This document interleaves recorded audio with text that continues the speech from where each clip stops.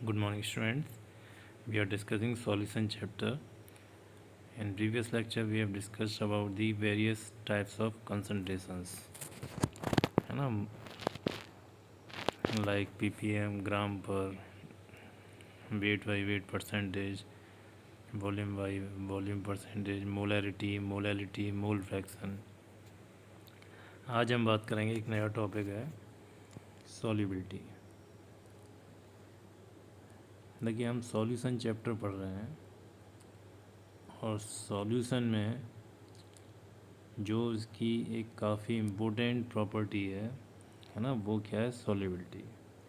Actual में solution कैसे बनता है कि हमारे पास कोई एक सॉल्वेंट है और उसके अंदर हम कुछ सॉल्यूट ऐड करते हैं, है ना. अब सॉल्यूट उसके अंदर कितना जा रहा है, कितना ऐड हो रहा है, वो हमारी क्या है?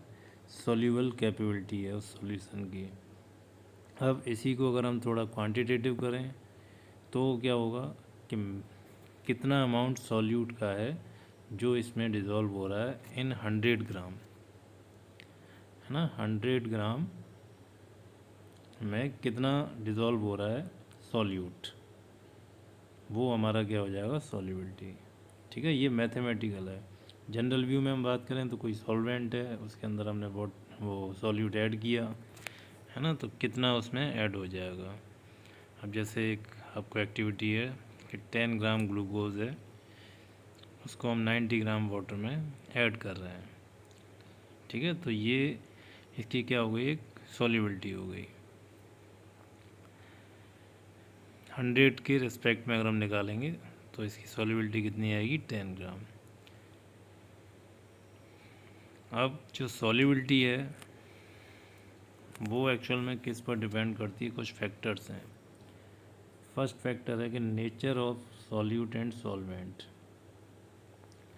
तो देखिए, नेचर की जब हम बात करते हैं तो उसमें क्या है कि जो अट्रैक्शन है, जैसे ये सॉल्यूट के पार्टिकल्स हैं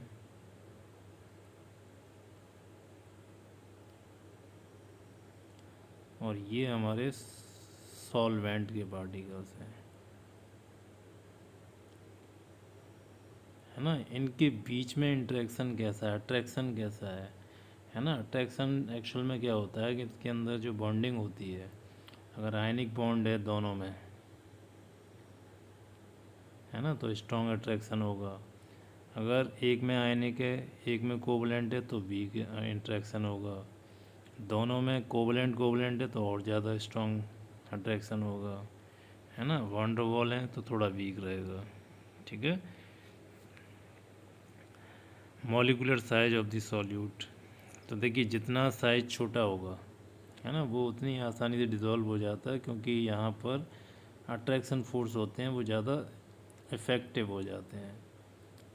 लेकिन जब साइज़ बड़ा हो जाएगा तो वहाँ पर जो अट्रैक्शन फोर्स होते हैं वो काफ़ी, है ना, वीक रहते हैं, तो धीरे धीरे प्रोसेसिंग होती है तो उसको टाइम लगता है.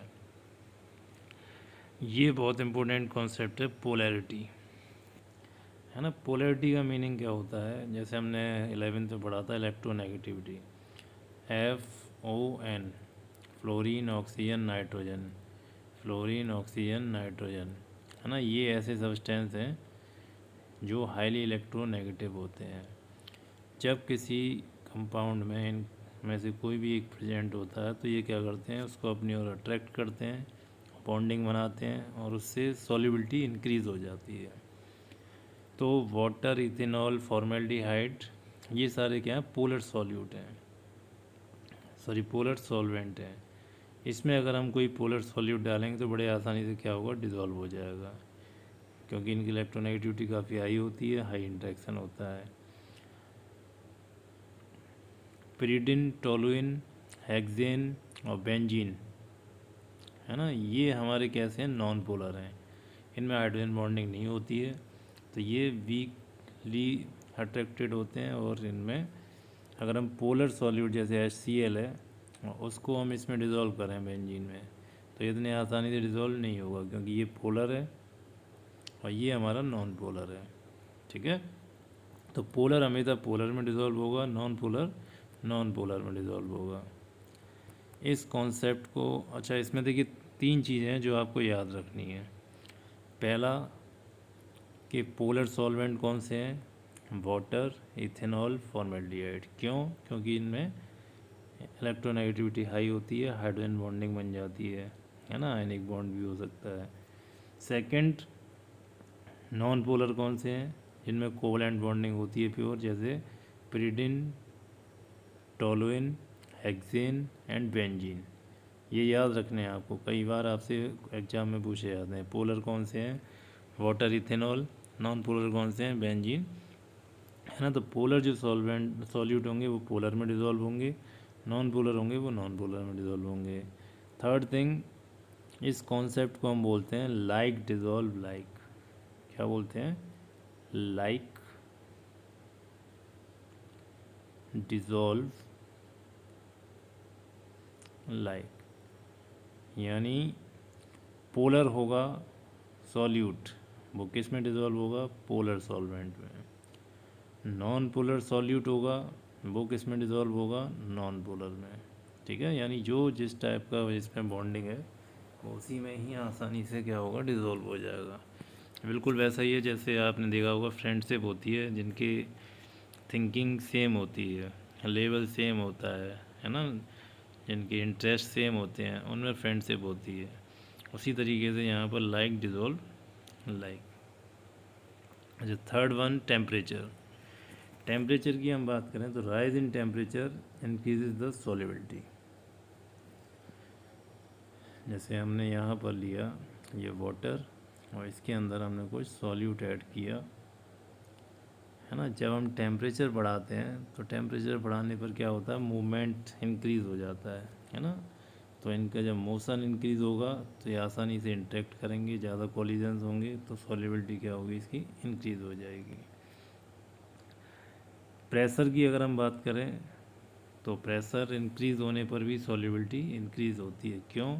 क्योंकि देखिए यहाँ पर जो सॉल्यूट है उसके पास में जो सॉल्वेंट के पार्टिकल्स हैं, है ना, वो ज़्यादा क्लोज आ जाएंगे। जब ज़्यादा क्लोज आएंगे तो ज़्यादा उनकी क्या होगी, सॉल्युबिलिटी इंक्रीज़ हो जाएगी। तो ये तो हमारी जनरल चीज़ है कि जो सॉल्युबिलिटी सॉल्यूशन की एक इम्पोर्टेंट प्रॉपर्टी है, उसको हम स्टडी करेंगे। सबसे पहले हमने जनरल फैक्टर्स पढ़े, कौन कौन से फैक्टर्स हैं।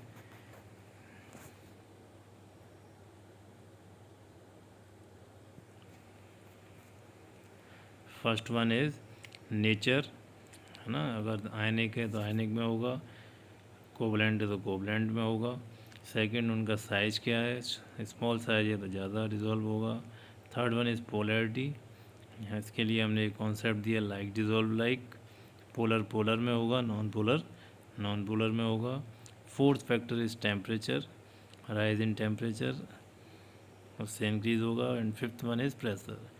ये जनरल हैं जो सॉल्युबिलिटी की बात करते हैं। अब हम थोड़ा सॉल्यूशन स्पेसिफिक इन फैक्टर्स को स्टडी करते हैं, है ना। जैसे हमने 9 टाइप्स के सॉल्यूशंस पढ़े थे फेज वाइज, जैसे solid and liquid, sorry solid liquid gas, ऐसे liquid solid liquid gas and gas solid liquid gas. तो 3 ये हो गए, 3 ये हो गए, 3 ये हो गए, टोटल कितने हैं, 9, है ना। अब इन 9 में से जो सबसे पहले हम बात करेंगे सॉलिड इन लिक्विड, है ना, ये वाला सॉलिड, सॉरी ये नहीं, सॉलिड इन लिक्विड। ठीक है, इसकी हम बात करेंगे। इसमें जो सॉलिड है वो तो सॉल्यूट है और लिक्विड है हमारा सॉल्वेंट, है ना। उन पर इन फैक्टर्स का क्या इम्पैक्ट होता है। तो देखिए जैसे एग्जांपल हम ले सकते हैं, शुगर या सॉल्ट है उसको वाटर में हम डिज़ोल्व करें, ठीक है, तो solid like naphthalene and anthracene don't dissolve in water. Solid like naphthalene and anthracene don't dissolve in water. क्यों? क्योंकि देखिए ये हमारे क्या नॉन पोलर है और वाटर हमारा कैसा है, पोलर। तो नॉन पोलर पोलर में डिज़ोल्व नहीं होगा, है ना। लेकिन ये नॉन पोलर है और बेंजीन मैंने बताया वो भी नॉन पोलर है। तो ये इसके अंदर क्या होंगे, डिज़ोल्व हो जाएंगे। ठीक है, ऐसे ही यहाँ देखें शुगर एंड सॉल्ट, ये अगर हम चाहें कि बेंजीन में डिज़ोल्व हो जाएं तो नहीं होंगे। क्यों? क्योंकि ये पोलर हैं, ये नॉन पोलर है। तो इसको किस में डिज़ोल्व कर सकते हैं, वाटर में। ठीक है, तो ये हमारा सॉलिड एंड लिक्विड वाला केस है, जिसमें लाइक डिज़ोल्व लाइक जो हमने एक फैक्टर स्टडी किया था वो वैलिड है। अच्छा, एक थोड़ा सा हम कॉन्सेप्ट यहाँ समझते हैं कि जो सॉल्युबिलिटी है ना, सॉल्युबिलिटी की जो एक्चुअल कंडीशन है वो क्या है। तो जनरली क्या होता है कि जब हम सॉलिड को लिक्विड में डालते हैं तो इसके जो पार्टिकल्स हैं वो आपस में कोलाइड करते हैं, है ना, और कोलाइड करने के बाद धीरे धीरे इनसे इंटरेक्ट करते हैं और ये इसमें डिज़ोल्व होने लग जाते हैं। सॉलिड से लिक्विड में चेंज होना, इसको हम क्या बोलते हैं, डिज़ोल्यूशन। क्या बोलेंगे, डिज़ोल्यूशन, है ना। डिज़ोल्यूशन माने डिज़ोल्व होना। और एक प्रोसेस ऐसी होती है कि कुछ लिक्विड में से जो सॉलिड पार्टिकल्स हैं वो वापस किस में चेंज हो जाते हैं, सॉलिड में। इस प्रोसेस को बोलते हैं क्रिस्टलाइजेशन। और किसी भी टेम्परेचर पर ये दोनों फिनोमेना होती हैं। टेम्परेचर बढ़ाते हैं तो सॉल्युबिलिटी बढ़ती है यानी डिज़ोल्यूशन प्रोसेस बढ़ती है और क्रिस्टलाइजेशन डिक्रीज़ होती है। टेम्परेचर कम करते हैं तो क्रिस्टलाइजेशन इंक्रीज़ होती है यानी सॉलिड पार्टिकल्स बाहर आने लग जाते हैं और डिज़ोल्यूशन प्रोसेस डिक्रीज़ होती है, सॉल्युबिलिटी डिक्रीज़ होती है। लेकिन एक हर टेम्परेचर पर एक ऐसा टाइम आता है कि जब डिज़ोल्यूशन इज़ इक्वल टू क्रिस्टलाइजेशन, है ना। डिज़ोल्यूशन क्या है कि चीनी हमने पानी में डाली और वो डिज़ोल्व हो रही है, ये डिज़ोल्यूशन हो रहा है। अगर हम उसको और ठंडा कर दें तो चीनी जितनी डिज़ोल्व हुई है वो कम डिज़ोल्व होगी। आपने देखा होगा जब शरबत वगैरह बनाते हैं तो हमेशा चीनी को हम डिज़ोल्व करते हैं नॉर्मल वाटर में, और आइसी वाटर में डालें आइस वाले में तो वो डिज़ोल्व नहीं होती है ना, क्योंकि वहाँ क्रिस्टलाइजेशन होने लग जाता है। अब एक कंडीशन ऐसी आती है कि जब डिज़ोल्यूशन क्रिस्टलाइजेशन के इक्वल हो जाए, है ना, उसको हम क्या बोलते हैं, इक्विलिब्रियम। इक्विलिब्रियम पर ही हम किसी भी सॉल्यूशन की सॉल्युबिलिटी को डिफाइन करते हैं। ठीक है, ये आप माइंड में रखिए। इक्विलिब्रियम पर ही जब डिज़ोल्यूशन और क्रिस्टलाइजेशन है ये पूरा सेट हो जाता है तभी हम क्या करते हैं। तो देखिए डेफिनेशन हमारी यहीं से आएगी, the concentration solute remain constant at this stage, यानी वहाँ पर जितना भी डिज़ोल्व होना होता है वो हो जाता है। अब दो टर्म है वो आप समझ लीजिए। एक होता है सैचुरेटेड सॉल्यूशन। सैचुरेटेड वो होगा जिसमें no more solution can be dissolve, यानी मैक्सिमम सॉल्यूट हमने उसमें डिज़ोल्व कर दिया, वो हमारा क्या हो गया, दैट इज़ सैचुरेटेड। जैसे ये हमारा एक सॉल्यूशन है, इसके अंदर पहले हमने 5 ग्राम शुगर ऐड की, उसके बाद 5 ग्राम और ऐड कर दी, 10 ग्राम हो गई, है ना। फिर हमने 5 ग्राम और ऐड की, 15 ग्राम हो गई। फिर हमने 5 ग्राम और ऐड की, 20 ग्राम हो गई, यानी 100 ml वाटर में हमने 20 ग्राम ऐड कर दी। अब फिर 5 ग्राम ऐड करेंगे तो वो इसमें डिज़ोल्व नहीं होती है। तो ये जो सॉल्यूशन होगा कौन सा होगा, सैचुरेटेड। और 20 ग्राम से पहले 1 ग्राम, 2 ग्राम, 5 ग्राम, 10 ग्राम, 15 ग्राम, वो जो होगा हमारा कैसा होगा, अनसैचुरेटेड होगा, है ना। अनसैचुरेटेड मतलब वो पूरी तरीके से सेटिस्फाई नहीं हुआ, अभी और उसमें शुगर आ सकती है, वो अनसैचुरेटेड। सैचुरेटेड जिसमें मैक्सिमम आ गया और डालेंगे तो वो डिज़ोल्व ही नहीं होगी। ठीक है, तो ये दो टर्म है इसकी हम बात कर रहे थे यहाँ पर। अच्छा, अभी जो हम ये स्टडी कर रहे हैं ये सॉलिड सॉल्यूशंस के बारे में बात कर रहे हैं। इसमें हमने देखिए अभी क्या क्या स्टडी किया।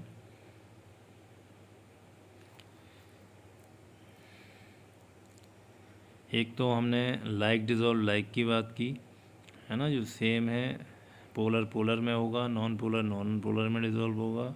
सेकंड, हमने सॉल्युबिलिटी की कंडीशन डिफाइन की कि इक्विलिब्रियम पर जो कंसंट्रेशन होती है वो फिक्स होती है, उसी को हम सॉल्युबिलिटी कंसीडर करते हैं। उसमें जो डिजोल्यूशन और क्रिस्टलाइजेशन दोनों की रेट इक्वल हो जाती है।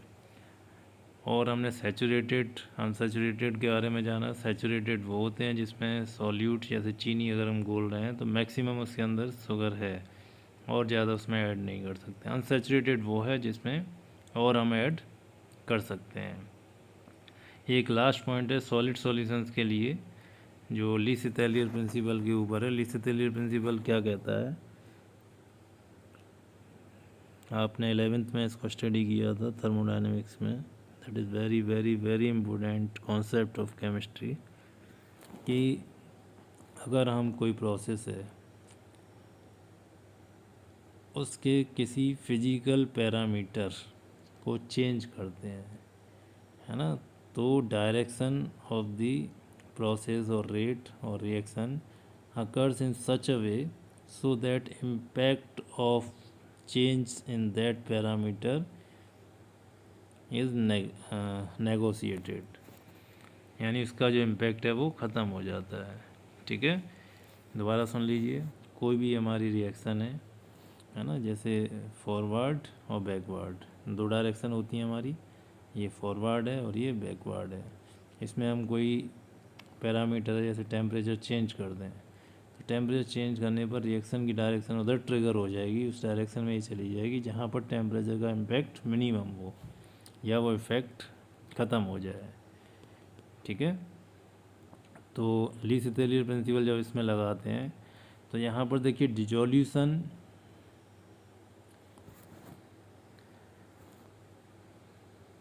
है ना, डिजोल्यूशन इज़ एंडोथर्मिक, यानी अगर हमने एक सॉल्ट लिया और उसको हम वाटर में डिज़ोल्व कर रहे हैं and it is endothermic. Endothermic का मीनिंग क्या हुआ कि इसमें हीट हम दे रहे हैं, इसमें हीट हम दे रहे हैं, है ना। तो जब हीट इसमें क्या दी जा रही है तो ऐसी रिएक्शन की जो सॉल्युबिलिटी है, इनकी सॉल्युबिलिटी कब बढ़ेगी, टेम्परेचर दें या लें, क्योंकि हीट इसको क्या है चाहिए। तो ऐसे कंडीशन में हमें क्या करना पड़ता है, टेम्परेचर हाई करना होता है ना। Temperature solubility should increase with rise in temperature. एक इसके अपोजिट केस है। अपोजिट केस में देखिए क्या होगा कि सॉल्यूट को हम वाटर में डिज़ोल्व कर रहे हैं और इससे एनर्जी क्या हो रही है, रिलीज़ हो रही है, यानी एक्जोथर्मिक है। तो जहाँ से हमें एनर्जी मिल रही है क्या वहाँ हमें टेम्परेचर देना चाहिए, नहीं देना चाहिए। ठीक है, तो वहाँ पर क्या होगा, टेम्परेचर शुड बी लेस, है ना, सॉल्युबिलिटी शुड डिक्रीज अगर हम टेम्परेचर यहाँ इंक्रीज़ करेंगे तो। ठीक है, टेम्परेचर का इफेक्ट है सॉलिड सॉल्यूशन, बहुत इंपॉर्टेंट है। दोबारा सुन लीजिए कि जब एक्जोथर्मिक है यानी जहाँ से एनर्जी निकल रही है तो वहाँ तो हमें टेम्परेचर देने की ज़रूरत ही नहीं है, तो वहाँ टेम्परेचर हम क्या रखेंगे, लेस रखेंगे। एंडोथर्मिक वो केस है जहाँ पर हम एनर्जी दे, एंडोथर्मिक जहाँ एनर्जी रिक्वायर्ड है ना, एनर्जी रिक्वायर्ड होगी तो वहाँ पर क्या होगा, टेम्परेचर हमें इंक्रीज़ करना होगा। And last point, pressure should not have critical effect on solubility of solid and liquid।